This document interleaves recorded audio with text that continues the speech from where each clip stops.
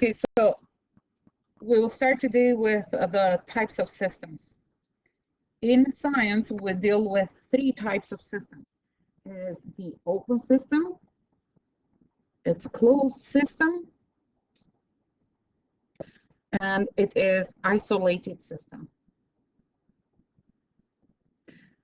In an open system,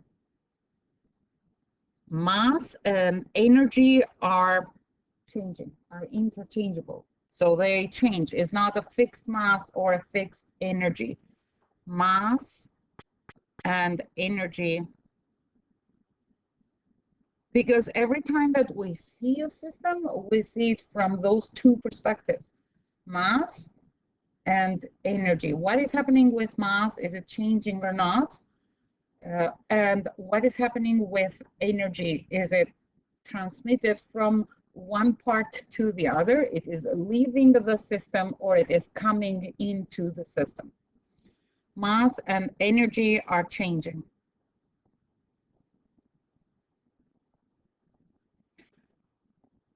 And when we see a closed system, neither of them are changing. Neither mass nor energy are changing. So they are fixed number. Whatever is it, and nothing is coming into the system in terms of energy, nothing is going out of the system, are not changing.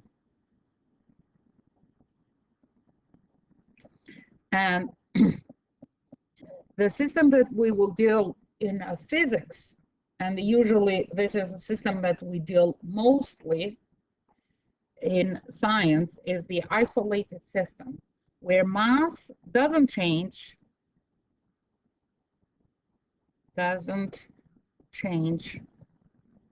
but energy changes.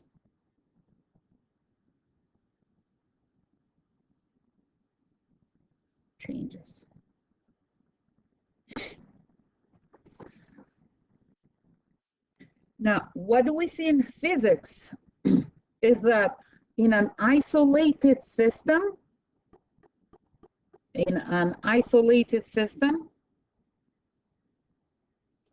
the momentum is conserved. So what does it mean by this? Means that momentum before of the whole system is the same as momentum before of the whole system. So the sum of momentum before is equal to the sum of momentum after. In order to express mathematically that we are dealing with the after,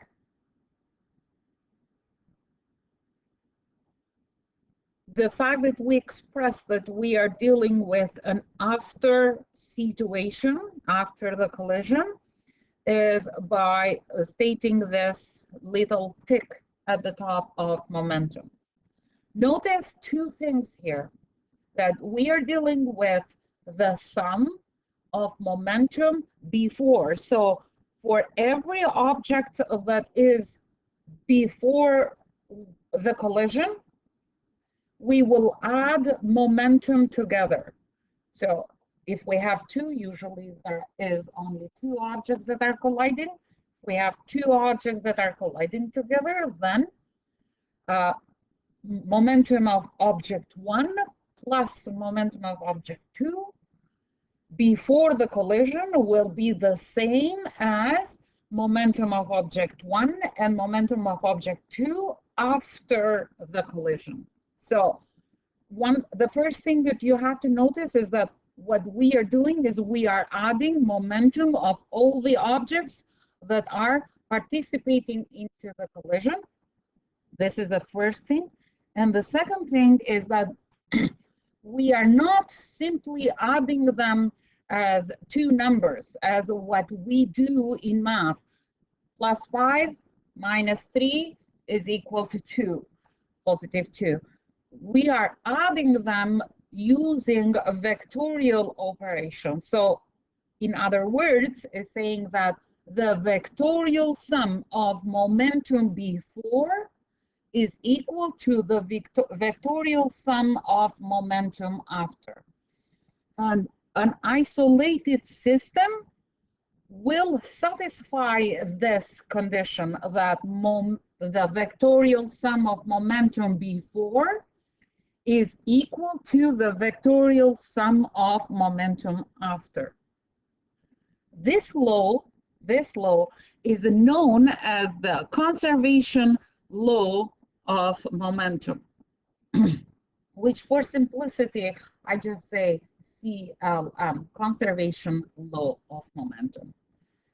When we are defining what type of system you are dealing with, the tip that you will see is that everything is given to you. What do I mean by everything is given to you? I mean that they are giving you momentum of object 1. They are giving you momentum of object 2 before the collision. They are giving you momentum of object 1 after the collision. And they are giving you momentum of object 2 after the collision. So everything will be given. And this will be the clue that you have to ask yourself, what type of system you are dealing with? An isolated system, an open system, a closed system, or neither? This is usually the 4 options that you will see. And do not be surprised when you see something like this on the unit test or on the diploma, or it's a very common question. How do you deal with those kind of questions? You add vectorially the before. So you say, what is the sum of those 2 vectors? And then you vectorially add the after. So you ask yourself and do all the calculations, what is the vectorial sum of those 2 vectors? And then you compare. Now, another thing what you probably have figured out on your own, but I just want to emphasize it here, is that 2 vectors are the same. 2 vectors are the same when the horizontal components and vertical components are the same. So when we are finding P1 plus P2, what we are doing, if it is a 1D, then we just assign a positive direction. Whatever you think that is the best for your situation. And then you add using positive or negative numbers. And when you have 2D, then you use the table of components, same way as we have done with every vector before. Table of components. And when you are comparing this 1D, the sum of momentum before with the sum of momentum after, so when you are comparing it, you will do P1 prime plus P2 prime. And then again, if it is 1D, the same thing. If it is 2D, the same thing. What you will do, if it is 1D, then it's easy because you will see that it's 335.2 newtons times seconds or kilograms meters per second going east. They both will be on the same direction, so it's easy for you to say that yes, those 2 are equal to each other, or no, those 2 sums are not equal to each other. But when you have 2D, you will, after you build the table of components, you will have horizontal, vertical, P1 prime, P2 prime, and the same way as what we have done with every single vector. Then you will compare the horizontal and the vertical with momentum, or the sum of momentum of the objects before the collision. So you will have horizontal, vertical, P1, P2, and then the sum of momentum after. You will have this horizontal and this vertical, and you will compare. Is horizontal equal to horizontal? Is vertical equal to vertical? If they are equal, then you are dealing with an isolated system.